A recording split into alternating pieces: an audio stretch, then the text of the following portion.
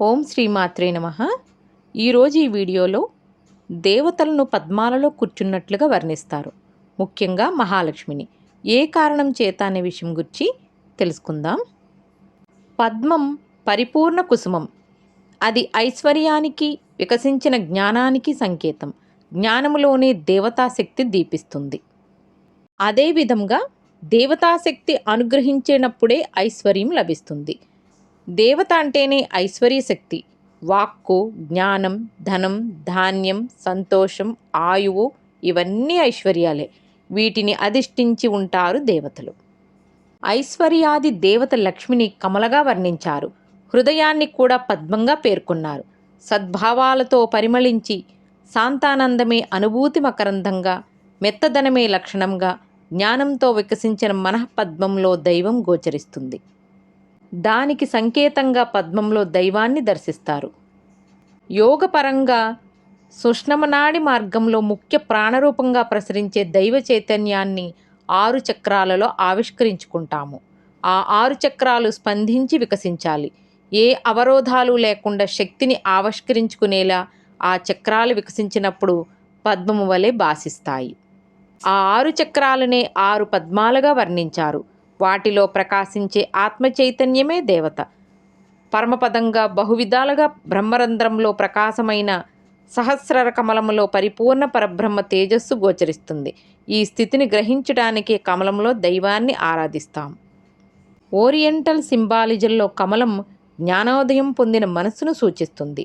దేవతలు పద్మాలపై కూర్చుంటారు. ఎందుకంటే వారి సింహాసనం ఆకాశంలో లేదా మరొక గ్రహం మీద కాకుండా ధ్యానం చేసేవారి మనసులో ఉంటుంది. ఇక లక్ష్మీదేవి తామర పువ్వులో కొలువై ఉండడానికి కారణం ఏమిటో తెలుసుకుందాం. మనం చిన్నప్పటి నుంచి చూస్తూనే ఉంటాం. లక్ష్మీదేవి అనగానే తామర పువ్వులో కూర్చొని పక్కన 2 ఏనుగులు, అమ్మవారి చేతిలో నుంచి డబ్బులు కింద పడుతూ ఉన్నటువంటి ఫోటో మన మెదడులో కదులుతుంది. అయితే లక్ష్మీదేవి ఈ విధంగా ఆసీనురాలు కావడానికి గల కారణం ఏమిటంటే, తామర పువ్వును చూడగానే అలజడితో ఉన్న మనసు కూడా ఎంతో ప్రశాంతంగా ఉంటుంది. తామర పువ్వు స్వచ్ఛతకు ప్రతీక. నిజానికి తామర పువ్వు బురద నుంచి పుడుతుంది. ఆ విధంగా బురద నుండి పుట్టినప్పటికీ తామర పువ్వుకి ఎలాంటి బురద అంటకుండా స్వచ్ఛంగా బయటకు వస్తుంది. అదేవిధంగా మన జీవితంలో కూడా ఇతరుల గురించి పట్టించుకోకుండా సొంతంగా స్వచ్ఛమైన మనసుతో ఎదగాలని తామర పువ్వు మనకు సూచిస్తుంది. మరియు తామర పువ్వు కొలనులో లేదా సరస్సులో పుడుతుంది.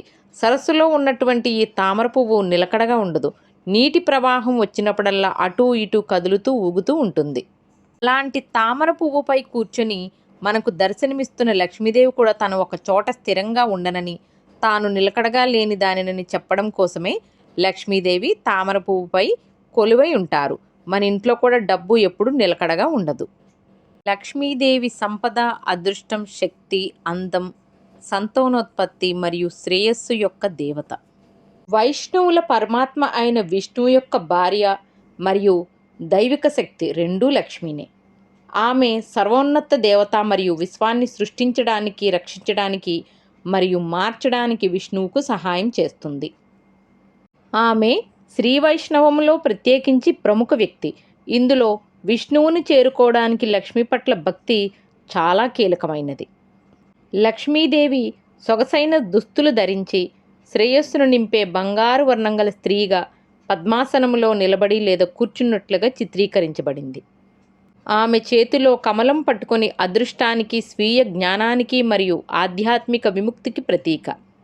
విష్ణు వక్షస్థల నివాసిని, భృగుమహర్షి పుత్రిక శ్రీ మహాలక్ష్మి అందరినీ ఆశీర్వదించుగాక.